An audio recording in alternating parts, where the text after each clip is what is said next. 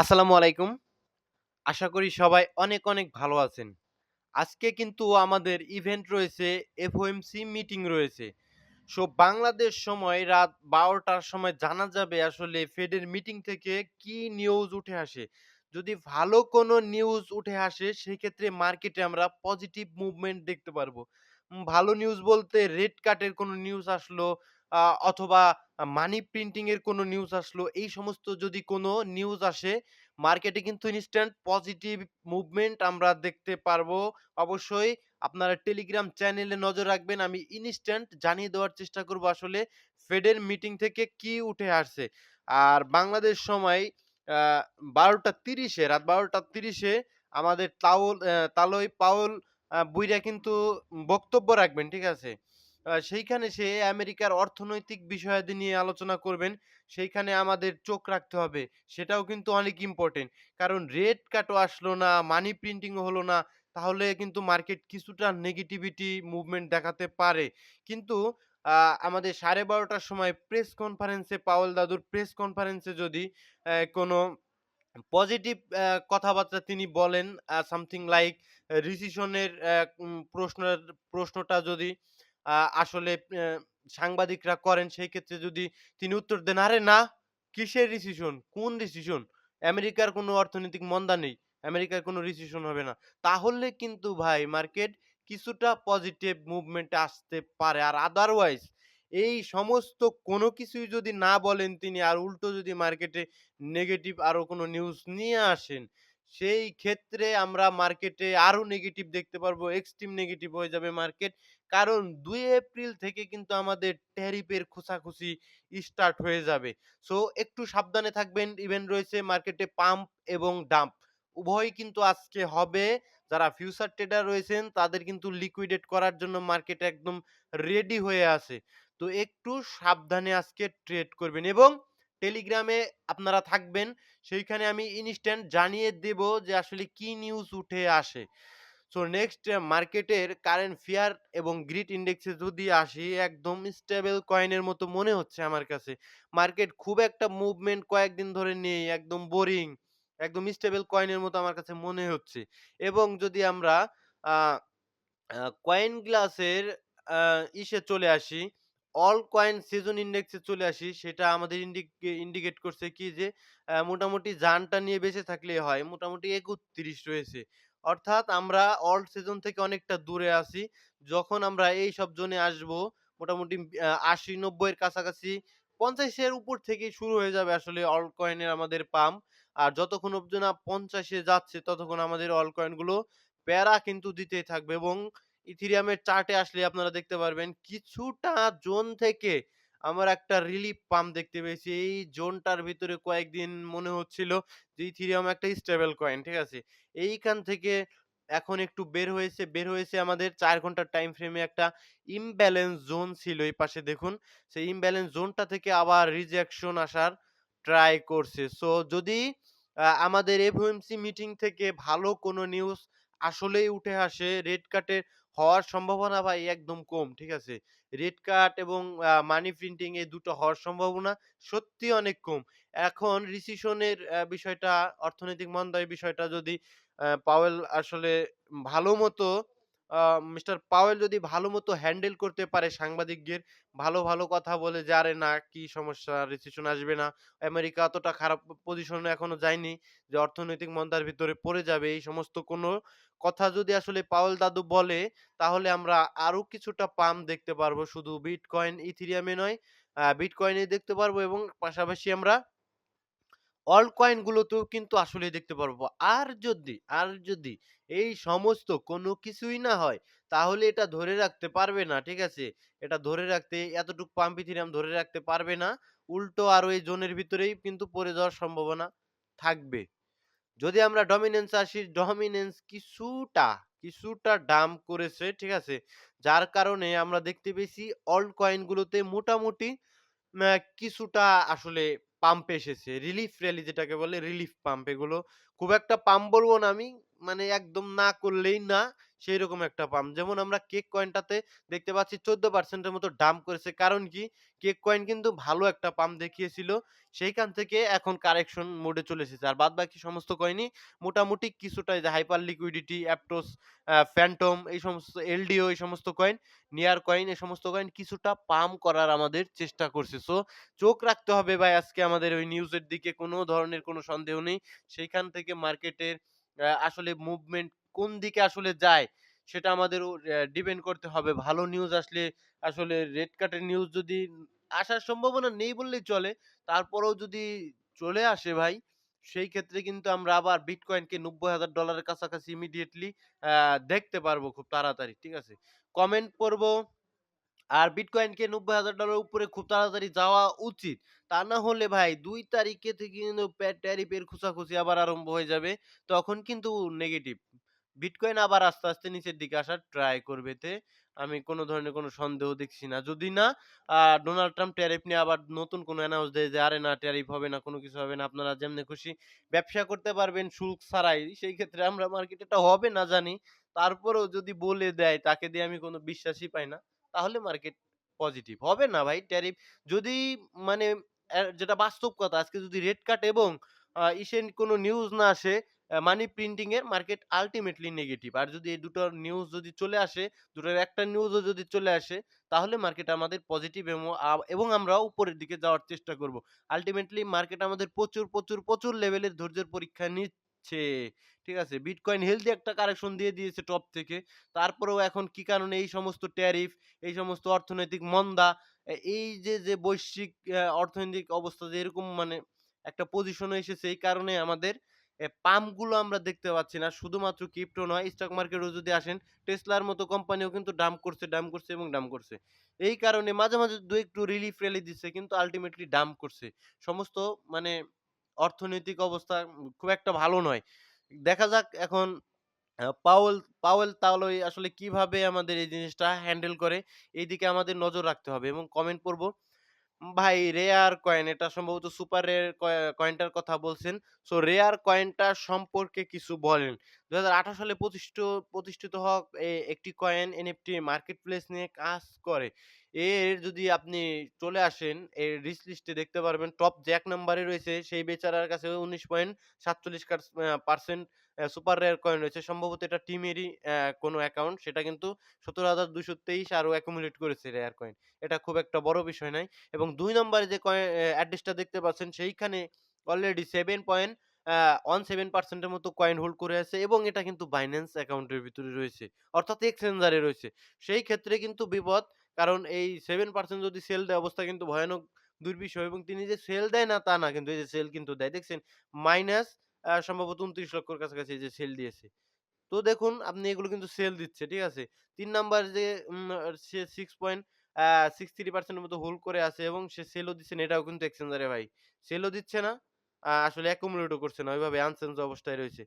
এবং এই যে দেখুন ৬ নাম্বারে যে রিচ লিস্টে ৪% কয়েন হোল্ড করছে সে কিন্তু যে সেল দিচ্ছে। তো সেল দেয় কেন? আপনারা বলতে পারেন যে ভাই এরা সেল কেন দেয়?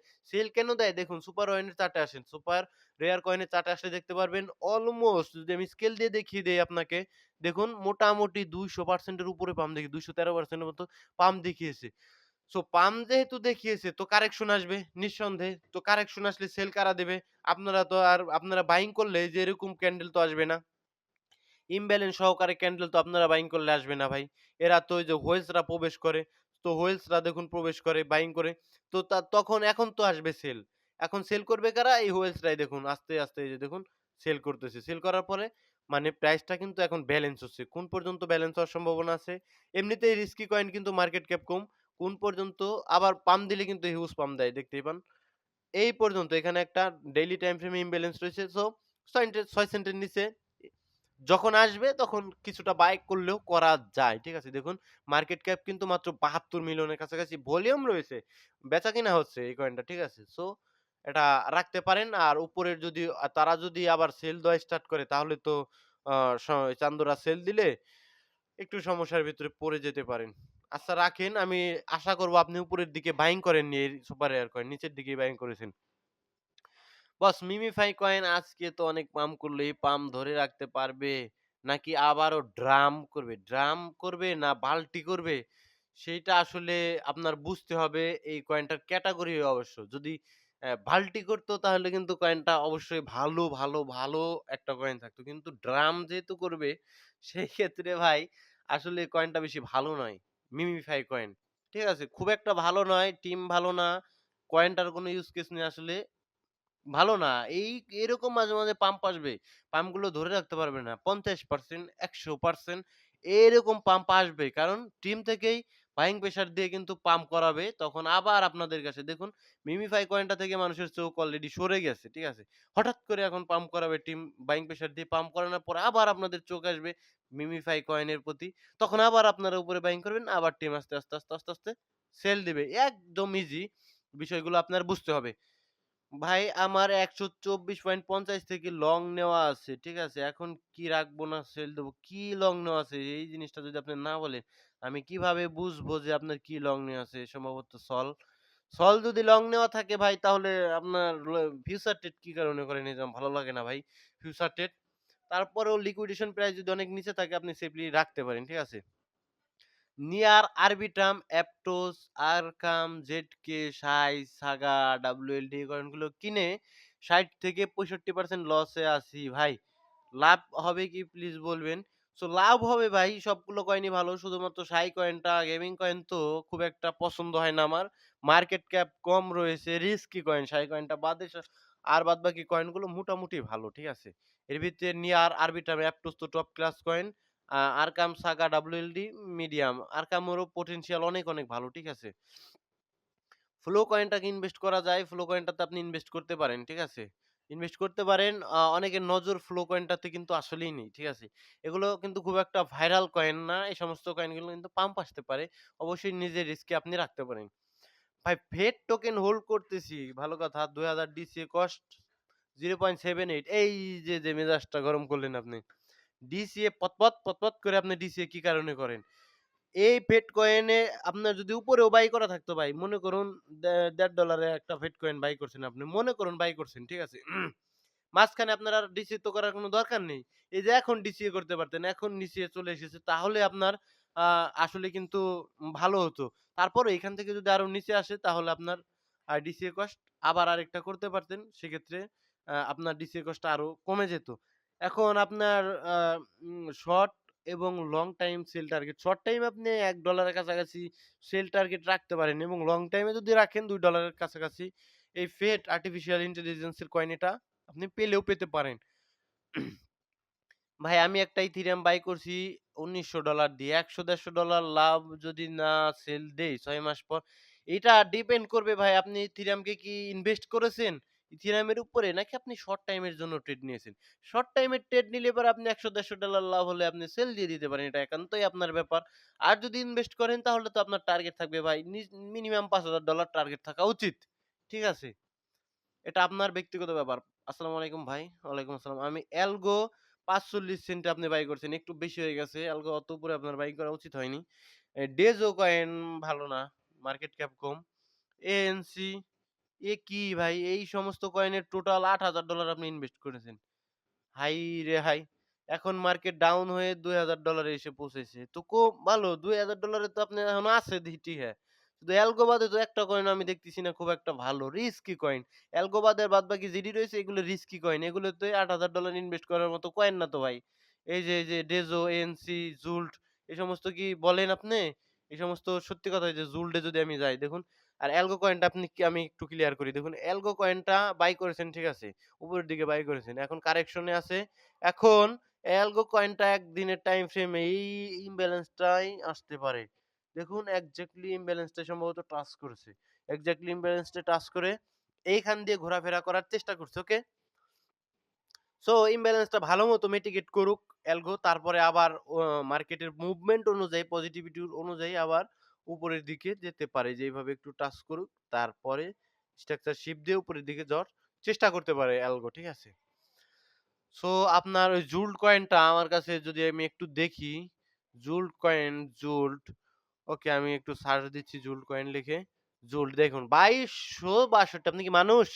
আপনি এত দূরের কয়েন $৮,০০০ মতো ইনভেস্ট করে রেখেছেন। আচ্ছা আর রেখেছেন এখন আমি এখন কিছুই বলতে পারব না এই সমস্ত কয়েন নিয়ে শুধুমাত্র অ্যালগোর কথা বলতে পারব যে অ্যালগো থেকে আপনি অবশ্যই প্রফিট নিতে পারবেন যদি আপনার ধৈর্য থাকে।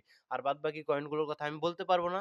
যেহেতু আপনি যদি নিজের রিসার্চে নিজের এনালাইসিস কারো কথা না শুনে নিতে পারেন তা হইলে আপনি কিছুটা শিখতে পারবেন এখান থেকে। আর এই সমস্ত শিক্ষাই পরবর্তীতে আপনার ভালো কাজে লাগবে। ঠিক আছে? আর যদি মানুষের কথা মতো নিয়ে থাকেন সেক্ষেত্রে আপনাকে আর কি বলবো? মানুষের কথাই নিয়েছেন তাহলে সমস্যা। ভাই আপনি আমার কমেন্ট পড়েন না। কই এই যে পড়তেছি তো। $৩ দিয়ে ৩৬৫ নেয়ার কয়েন বাই করেছেন। বাইং কস্ট $৩.২ ওকে সুন্দর রাখতে হবে, ভালো করবে। $৪.৫ দিয়ে ১১ টি পোল্কা ডট সুন্দর এবং দ্যাট $১.৫২ দিয়ে ৯২ টি কাইটো টোকেন। কাইটো এআই ক্যাটেগরির একটা কয়েন কাইটো, ঠিক আছে? এবং এর যদি আমরা বেসিস কেনে যাই, বেসিস কেনের হোল্ডার দেখবো আমরা, ঠিক আছে? হোল্ডার দেখলে কাইটো টোকেন এআই ক্যাটেগরির নতুন কয়েন এটা বুঝতে হবে কিন্তু এবং এর যে টপ র‍্যাংকিং এর যে হোল্ডারটা আছে সিএসএরা ৩০% সম্ভবত টিমের, ২ নাম্বারটা হইতে পারে টিমের। আর ৩ নাম্বার থেকে যে সমস্ত আ কয়েন আমরা দেখতে পাচ্ছি, যে সমস্ত আসলে অ্যাড্রেস আমরা দেখতে পাচ্ছি ১০%, ৮%, ৫%, ৫%, ২%, ১%। সো আপনি অনচেইন এনালাইসিস করবেন এই সমস্ত অ্যাড্রেসের ভিতরে ঢুকবেন। এই সমস্ত অ্যাড্রেসের ভিতরে ঢুকলে আপনি কিন্তু দেখতে পারবেন কবে নাগাদ কি আসলে অ্যাম কোন জায়গা থেকে কত ট্রান্সেকশন হচ্ছে, কে কতখানি সেল দেওয়ার জন্য এক্সচেঞ্জারে নিয়ে আসছে, এই সমস্ত জিনিস আমার নেটের সমস্যার কারণে আমি দেখাতে পারছি না। এই সমস্ত জিনিসই কিন্তু আপনি দেখতে পারবেন। যেহেতু আপনি নিজে ইনভেস্ট করেছেন সেক্ষেত্রে আপনাকে আমি বলব নিজে এনালাইসিস করা শিখুন। এএভিই থেকে ইথেরিয়ামের লেন্ডিং প্রোটোকলের একটা কয়েন, অত্যন্ত ভালো একটা কয়েন। এএভিই আপনারা জানেন ওয়ার্ল্ড লাইবার্টি ফাইন্যান্সের পোর্টফোলিওতে কিন্তু আছে। আছে কিন্তু। তারা কিন্তু হোল্ড করে। সো ডোনাল্ড ট্রাম্প যেহেতু হোল্ড করতে পারে তাহলে আপনার সমস্যাটা কোথায়? এএভি হোল্ড করতে, ঠিক আছে? সে যখন সেল দেয় তখন আপনি ভাইবেন যে এখন এএভির অবস্থা খারাপ। সেল দেওয়ার দরকার আছে। তো এতটুকুই বলব রাখেন কয়েনটা ভালো, ঠিক আছে? আপনার ইথেরিয়াম পাম্প আসলে কোনো নিঃসন্দেহে কয়েনটা পাম্প আসবে। ফাইল কয়েন ভালো কয়েন। আইসিপি কয়েনটা $12 এ বাইং করে রেখেছি। এটা কত ডলার যাওয়ার সক্ষমতা রাখে? আপাতত আগে $12 আসুক তারপরেরটা আমি আপনাকে ইনবক্সে বলে দিব। ঠিক আছে? কত ডলার যেতে পারে। ভাই এইচটিএক্স আরেকজন সল, এলটিসি, এএভি, নিয়াস, সুই, আডা, এক্সআরপি, রেন্ডার, টন। এই তো ভালো কয়েন কিনেছেন। ফান্ডামেন্টাল কয়েন কিনেছেন ভালো। খারাপ লাগেনি আমার। আপনার কথা শুনে ভালো লাগলো। কিন্তু আপনি যদি কিনতেন মিমিফাই, যদি কিনতেন ওই হ্যামবাক তাহলে কি মেজাজটা খারাপ হয় না? ভাই এইচটিএক্স কয়েনটা এই যে দেখুন মেজাজ খারাপ হয় কিভাবে। এইচটিএক্স এর যে এক্সচেঞ্জার এই সম্বন্ধে আপনার একটা ধারণা রাখতে হবে। যেটা এক্সচেঞ্জারের কয়েন এবং এর হেকোচেন কয়েন ছিল, এইচটি কয়েন ছিল যেটার ভ্যালু ছিল $10 আমি নিজে বাইং করেছিলাম $10 দিয়ে। সেখান থেকে আমার একদম পুরোটাই জলে গিয়েছে। ওকে? তো এইচটিএক্স মনে হয় না এক্সচেঞ্জার হিসেবে খুব একটা ভালো এক্সচেঞ্জার, ইন্ডিয়ান এক্সচেঞ্জার হইতে পারে। ঠিক আছে? আমি সঠিক জানি না। তবে আমার সম্ভাবনা বেশি থাকবে আ ইন সঠিক এইচটিএক্স সম্বন্ধে আমার ধারণা নেই। কিন্তু এক্সচেঞ্জারটা যে খুব একটা ভালো না আমার কাছে মনে হয়। সেই এক্সচেঞ্জারে নিজের কয়েন এইচটিএক্স এখন অবস্থা দেখুন। নিজেরা দেখাচ্ছে 1.7 বিলিয়ন মার্কেট ক্যাপ। আসলে কতটুকু মার্কেট ক্যাপ তারা নিজেরাও জানে না। ঠিক আছে? সো আমার কাছে ভালো লাগে না ভাই এইচটিএক্স কয়েন। আপনার বাকিটা আপনার ব্যাপার। ঠিক আছে? প্লাম কয়েন RWA ক্যাটেগরির একটা কয়েন প্লাম টোকেন। বাইন্যান্স এ যদি লিস্ট হতো কয়েনটার ভবিষ্যৎ ভালো ছিল ভাই প্লাম টোকেন, ঠিক আছে? ইমিডিয়েট পাম্প আসার চান্স ছিল। মার্কেট ক্যাপ যে অনেক ভালো। ৪০০ মিলিয়ন মার্কেট ক্যাপের রয়েছে দেখুন, ঠিক আছে? যদিও সেলফ রিপোর্টেড তারপরেও আমার কাছে মনে হয় এরা মোটামুটি মার্কেটে এসেছে টিকে থাকার জন্য। RWA কে সেক্টরের একটা কয়েন। রিয়েল ওয়ার্ল্ড অ্যাসেট সেক্টরের একটা কয়েন এবং ভলিউম ৭৬ মিলিয়ন খুব একটা খারাপ না। এই মার্কেটেও ভলিউমটা ধরে রাখতে পেরেছে। নেক্সট কমেন্ট পাই স্ক্যাম প্রজেক্ট ১০০ বিলিয়ন দেখুন পাই বিষয় নিয়ে আমার বলা খুব একটা শরমই করে। ঠিক আছে ভাই? ডট লিংক এলটিসি বুল রানের পর বাই করে রাখবো ৫-৬ বছরের জন্য কেমন হবে? না। আমি বলব না। আপনি বুল রানের পরে আপনি কি বাই করবেন জানেন? শুধু বিটকয়েন এবং ইথেরিয়াম। ইট এই ২ টা ছাড়া আমি বুল রানের জন্য এলটিসি রাখতে পারেন, লিংকও কিছুটা রাখতে পারেন। ডটকে আপনার অতটা রাখা সেফলি রাখা ঠিক হবে না। কয়েন পুরাতন হয়ে গিয়েছে। ঠিক আছে? ভাই পাই কয়েন নিয়ে ফেঁসে গেলাম। একদম ফেঁসে যাওয়াই উচিত আপনার। $১.৬৮ দাম খালি কমতে আছে। আবার যেতে পারে $১.৬৮ এর উপরে কোনোভাবে ফাইন্যান্সিয়াল অ্যাডভাইস নয়। কিন্তু ভাই একটা জিনিস মাথায় রাখতে হবে। পাই কয়েনের যে সাপ্লাই তার মানে খুব কম কিন্তু মার্কেটে এসেছে এবং টিমটা এত নির্লজ্জ একটা টিম।